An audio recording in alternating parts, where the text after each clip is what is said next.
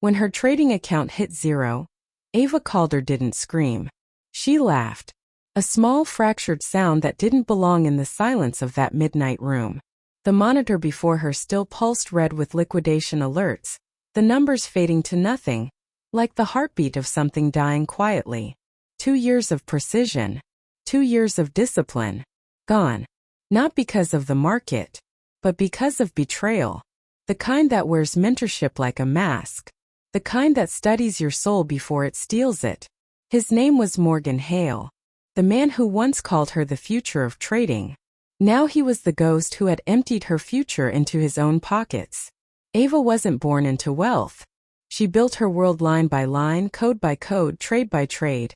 An analyst who treated numbers like prayer, believing intellect could outsmart greed. She traded from a small apartment, her screens her only audience, her logic her only weapon. She believed the market rewarded precision, honesty, restraint. But the market isn't moral. And neither was he.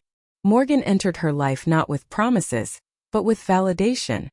The kind that disarms bright women by pretending to recognize their brilliance. He didn't ask for money, just access. "Let me help refine your system," he said.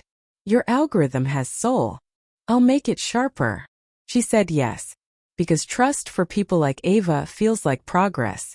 The first sign was subtle. A trade that mirrored hers but faster. A dip she predicted, bought by someone else seconds before her code executed. Her profits shrank. His grew. Then came the final week, when her system began failing not by accident but by design. The mirror code he'd written off her own work turned her strategy inside out, feeding him her strength while starving her account. It wasn't theft of money, it was theft of authorship. The cruelest kind. But Ava Calder was not the kind of woman who collapses quietly.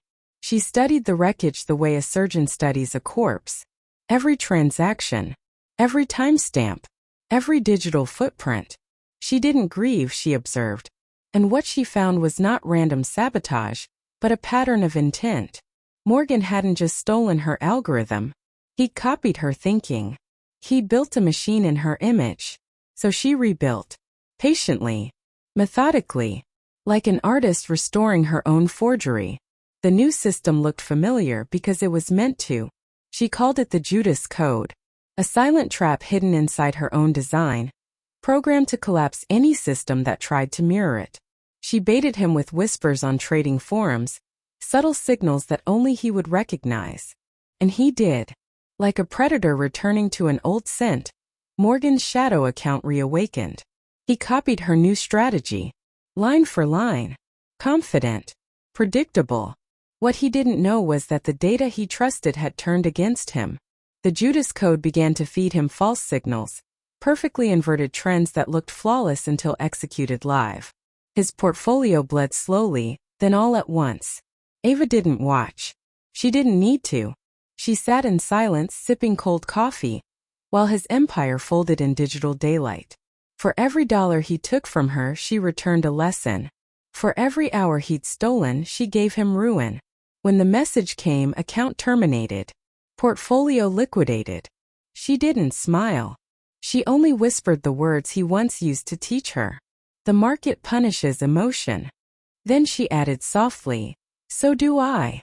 But triumph has an aftertaste. Days passed. Markets moved on. Yet Ava couldn't. Because revenge isn't victory, it's an exchange. She'd traded something too valuable to ever buy back, her restraint, her humanity, her quiet sense of rightness. She'd become a reflection of the man she destroyed, strategic, detached, merciless.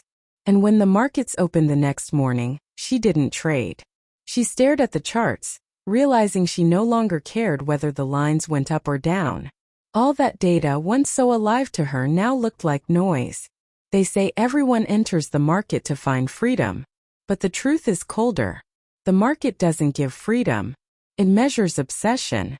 It rewards hunger until hunger is all that's left. Ava Calder played to win. But winning required the one thing she'd never intended to sell. Her soul. If the weight of this story resonated, subscribe to Betrayal and Billions to never miss the next chapter of psychological drama. Would you like me to adjust the tone pacing? Slower and more introspective? Ideal for whispered delivery? Or keep it sharp and cinematic like a documentary narrator with edge and tension?